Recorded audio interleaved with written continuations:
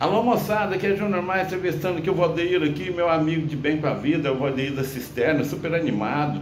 Aí Valdeir, como é que você tá, garoto? Tudo bem? Muito bem, graças a Deus. E os amigos que você trabalham lá na fazenda, quem que são? É o pastor Bruno, a Lorena com a Lúcia. Ah, E o Alexandre. Ah, então tá certo. E uma música pra nós animar aqui, você canta pra nós? Eu vou botar uma música pra eles agora. Mina, uma música aqui.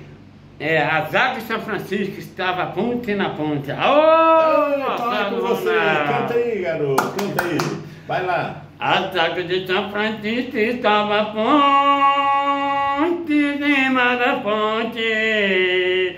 Em cada água estava, eu tomava café quente, muito ele me abraço, mental amor gente. Eu pedi a solteiro, já chamei a gente, solteiro e estou gostando. Boteco!